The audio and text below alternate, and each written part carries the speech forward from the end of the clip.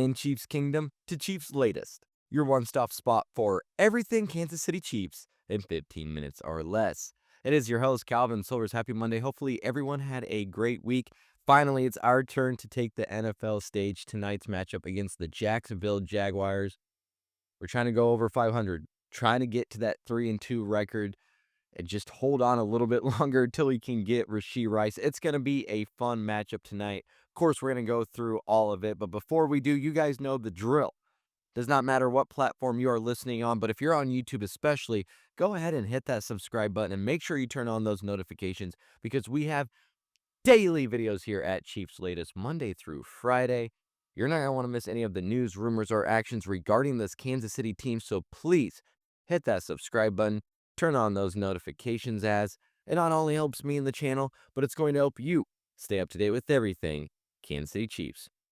Well, of course, just when we thought that things were in the clear, things were looking up on the injury report side, everyone was healthy that needed to be healthy, praise, sing in the streets of Kansas City. Well, some of that changed a little bit ahead of Monday night.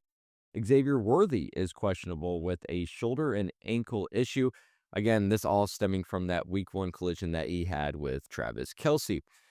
But we need him. In his only game back last week, Worthy led with 5 catches, 83 yards, 2 carries for 38 yards. I mean, that's over 120 scrimmage yards. He opened up the passing game. He opened up the playbook for Mahomes. He had 4 touchdowns last week.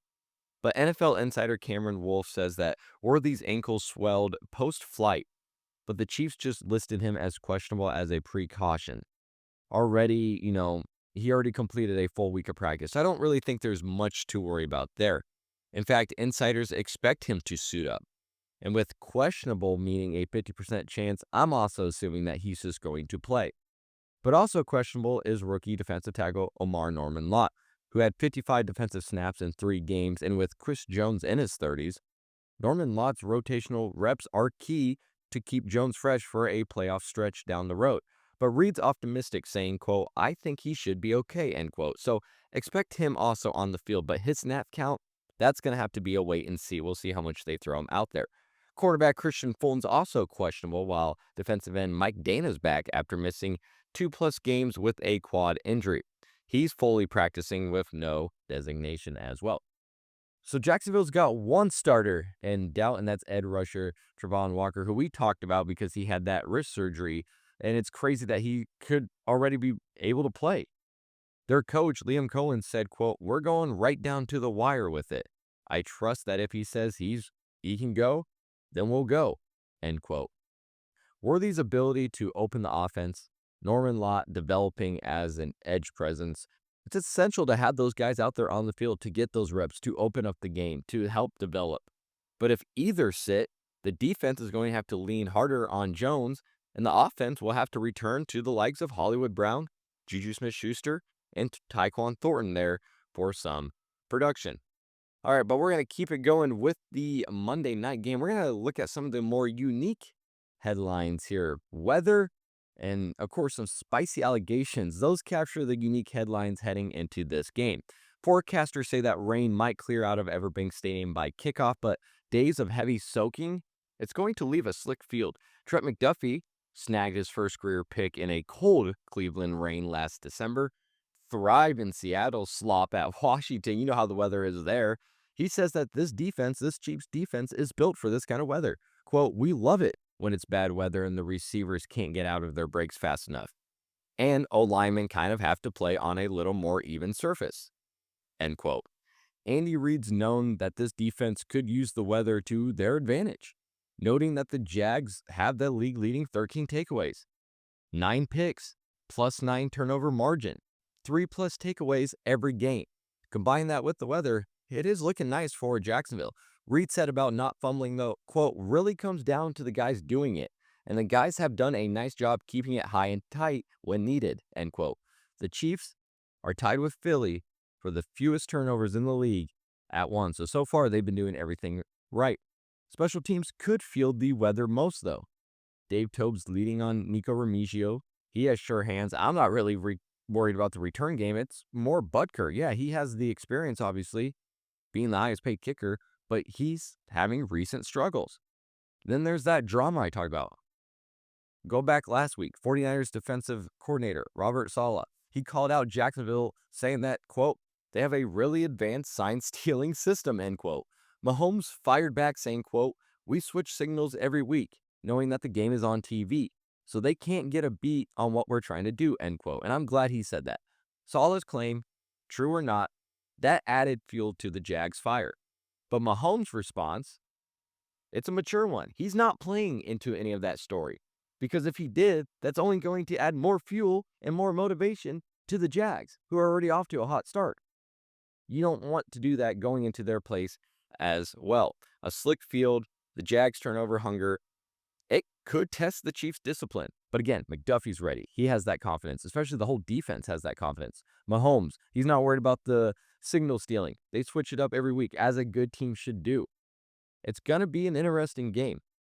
Can the Chiefs keep the ball and not turn it over in some sloppy conditions? Well, I'm going to keep talking about the game here a little bit. I'm getting out of the unique headlines now. We're going to talk more specifically about the game and just referencing back to how Jacksonville has nabbed 9 picks.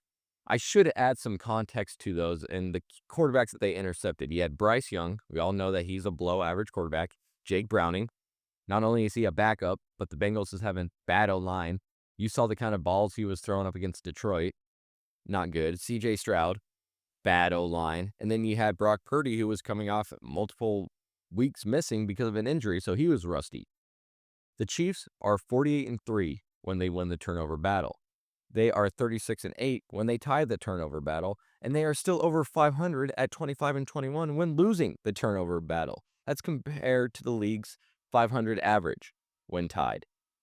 Jacksonville's run defense, it's stingy, allowing just 83 yards per game. We know how bad the Chiefs' run game has been this year, and their linebackers, led by Devin Lloyd, hit hard and they wrap fast. That's going to limit the yard after catch, especially for receivers like Juju Smith-Schuster, Travis Kelce, and then obviously our backs. The Jags' corners, Tyson Campbell, Jordan Lewis, they're quick, but can they handle our speedsters? I don't really know if they can.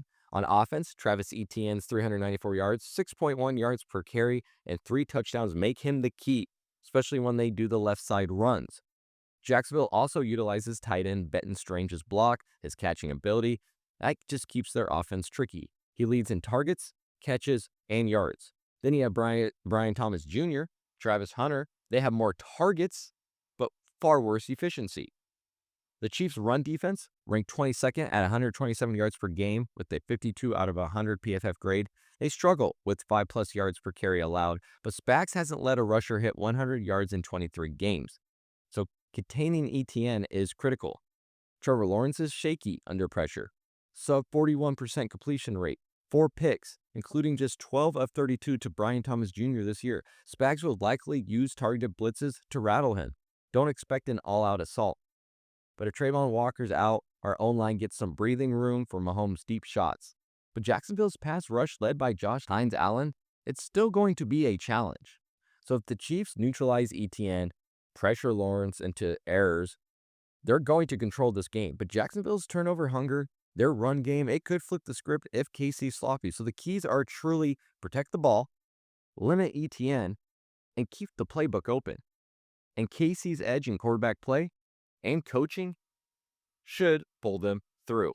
Well, of course, we can't get through a episode of Cheifs Latest without talking about some trades. So let's go ahead and shift to the trade talk. We all know just a few weeks ago that 0-2 start, fans were begging for a reunion with Tyreek Hill. But the front office, they heard those cries, but they had other plans. Reports confirm that Kansas City never seriously chased after Hill.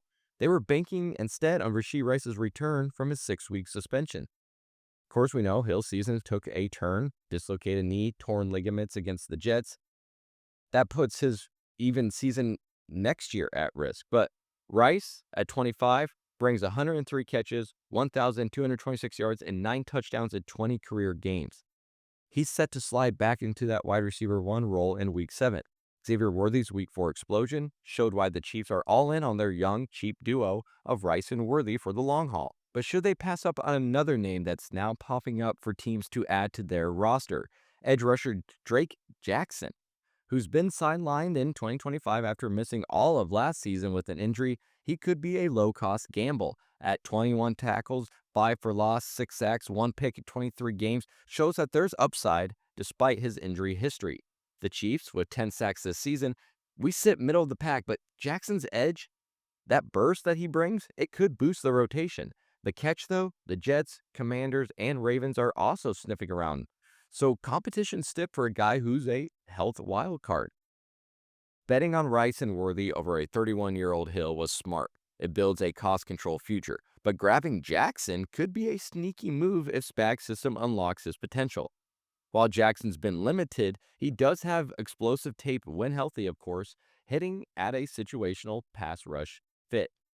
All right, folks, that's all I have for you on this lovely Monday. Let's go, Chiefs. Let's hope for that victory tonight against the Jags. I got them winning this one. Let me know in the comments your score predictions and if you see the Chiefs winning at all. And let me know what you think about adding an edge rusher to the group.